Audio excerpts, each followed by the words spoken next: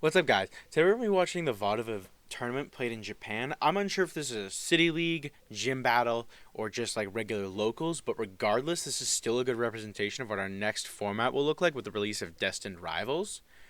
Zach on the left is going to be Marnie's Grimmsnarl versus Cynthia's Garchomp on the right, both new decks. Or not new, Garchomp is new, but Marnie's Grimmsnarl is not. It released in February, but recently with the release of Glory of Team Rocket, it has seen a resurgence, most likely due to the favorable meta it faces. It's most likely paired with Frostlass. And with that, let's get into it. Grimmsnarl player is going to start with Monkey Dory, Garchomp with Badoo. Garchomp players going first. They will play Buddy Buddy Poffin. Most likely grabbing down at least one Gibble, probably two Gibbles. They're checking what energy they have first, though. Are playing Dark Energy, so that could be for. That is a Snow Runt, I believe.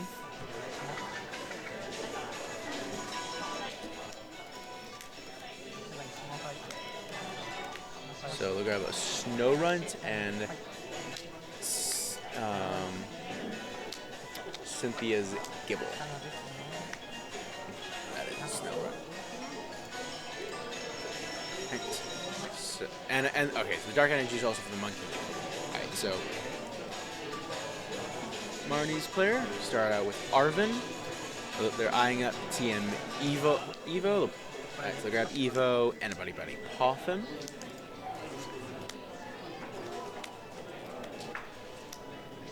Off the Buddy Buddy Poffin, most likely grab an Impidimp, probably two Impidimps, and just evolve them straight into Morgrim. Play Buddy Buddy Poffin. Grab out Impidimp, and yeah, two Impidimps. Not really surprising. Play them out. Attach Evo energy, and use TM Evolution to evolve both of the benched Impidimps into Morgrims. Alright, so going back into the Garchomp's player's turn. See what they can do from here. They have a Gabite, Beats, and that has using its Call of the Champion ability. Once during your turn, you may search your deck for one Cynthia's Pokemon. So we can search out Gibble, and then we also see evolution into Frostlass, Itchy Pollen, and then the Freezing Shroud comes into effect, puts all the damage all around. So Marnie's player sees their own Monkey Dory, which they will bench. Evolve into Marnie's Grimmsnarl. And for those who don't know, Marnie's Grimmsnarl has the ability Punk Up. It's when you use this ability when you play this Pokemon from your hand to evolve one of your Pokemon. Search your deck for up to 5 basic Dark Energy cards and attach them to your Marnie's Pokemon in any way you like. Specifically Marnie's, because if you could attach that much Dark Energy anywhere else, it would be ridiculously broken. Alright, so put two on each put 2 on the Morgrim and 2 on the Grimmsnarl, and then they'll attach Dark Energy from hand to the Monkey Dory, and then they'll research away the Shaman. Not needed here. No bench sniping on the other side. Has a rescue board to the Monkey Dory. Retreats into the Grimmsnarl. They'll move the damage off the Monkey Dory onto most likely that Gabite. No, onto the Gibble. And they'll use Grimmsnarl's Shadow Bullet attack to 180 to the active and 30 to one to the benched Pokemon. Okay, 30 went to the Gibble. Okay, so promote the Garchomp, or the Gabite.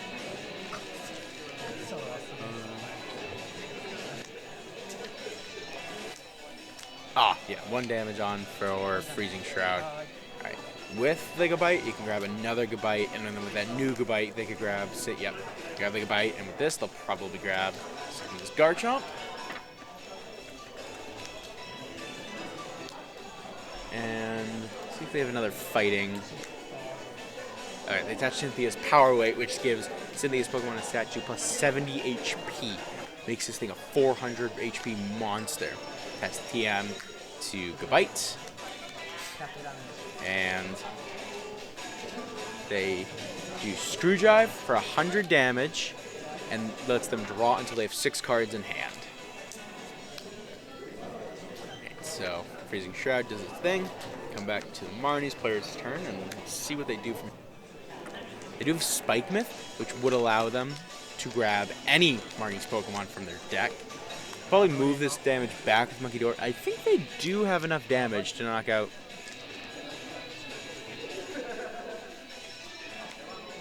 Alright, is that just their attack? No, okay. Yeah. They're moving damage off with Monkey Dory. I think, yeah, they have enough now, because I believe the Gabite only has 100 HP. So with Shadow Bullet, they can, alright, so they deal 180 to the active, and yep, they knock out the Gabite. We'll take the second prize card. Apologies. So, alright, so I mean, the Garchomp is only down to 200 HP. That's ridiculous. Alright, Rescue Board to Frostlass, another Fighting Energy. And then that allows them to use Dragon Buster if they would like, but alright, first the Lyoto, put themselves to 6. Grimmsnarl will play a ginormous hand, and they'll put that down to 4.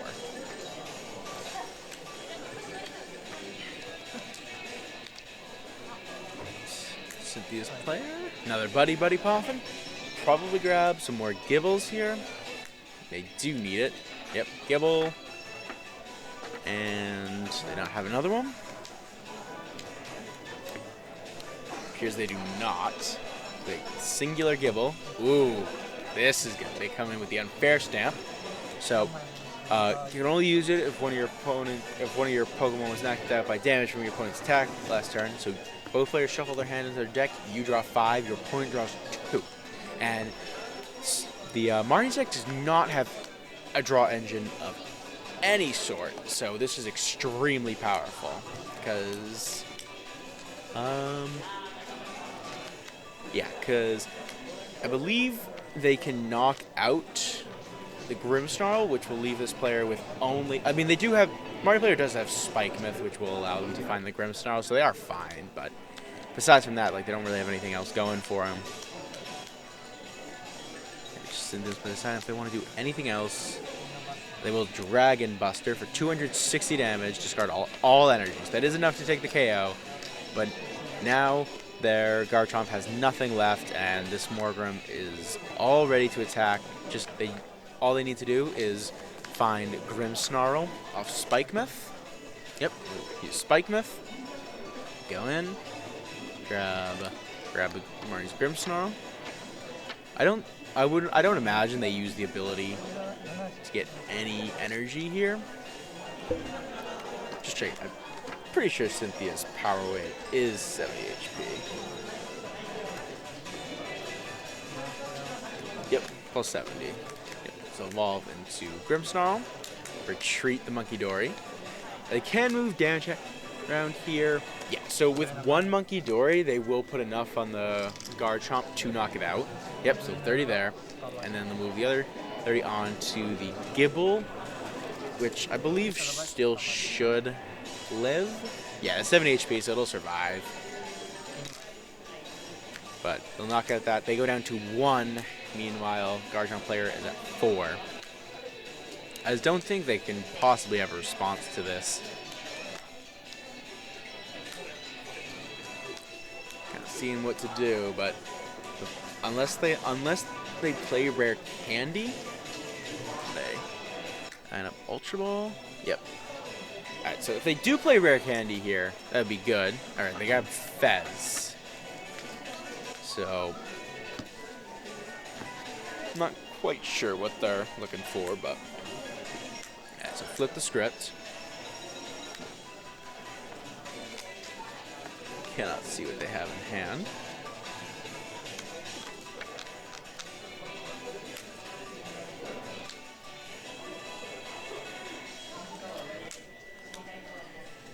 don't think they have much to do here. I think, all right. Ooh, okay. They do have Maractus. So they're going to go into that, and Maractus has a corner. Yeah, so they're going to counter catch your Monkey Dory. Maractus has and they're going to Turo up their Gibble to remove all the damage. Probably bench it right back. Or are they not? They're going to bench the Gibble, give it a power weight too. Alright, so Maractus has the corner attack, which for colorless does 20 damage, and during your next turn, your opponent's active Pokemon cannot retreat.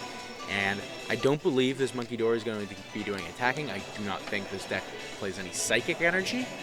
So, but fortunately, because it is dealing damage, this allows the Monkey Dory to move that damage back. And so, I mean, eventually I do think the Grimmsnarl play is going to win, because all they need to do is just move enough onto the Frostlass, which is not that much. It would take like two turns of moving the damage over, and this Frostlass would die. Yeah, Frostlass only has a 90 HP, so three Adrenabrains is all they would need to knock it out. And it's like, a huge hand, but they didn't really have anything to do, so they're just going to research it all the way. Unsure of what exactly they're looking for here. I think if they just sit still with the monkeys, they will win eventually. But maybe they have a response. Yep, so they're going to Monkey Dory, move from the active to the Frostlass, and then from the bench Monkey Dory again to the Frostlass. So one more turn of Adrenabrain, and it's going to be knocked out.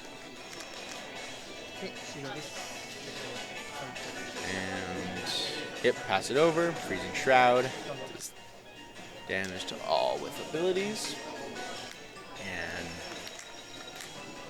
I just don't think the Cynthia's player can find... Alright, they do find Arven.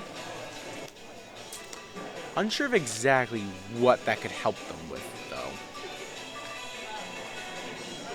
Because they still need to take 4 prior. So they do get Devo, but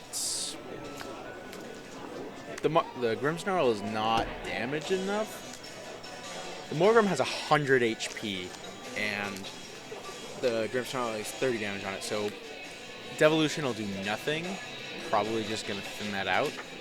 Especially since there's no bench sniping in this deck either.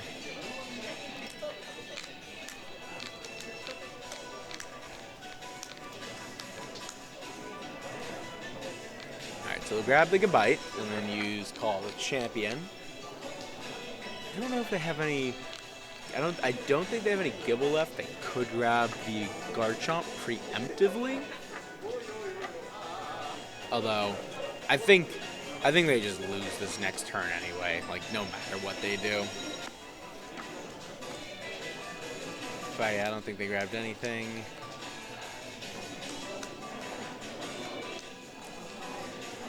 And what are they gonna do?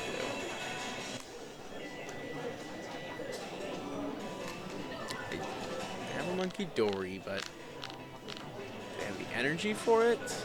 They do have Dark Energy. So, okay.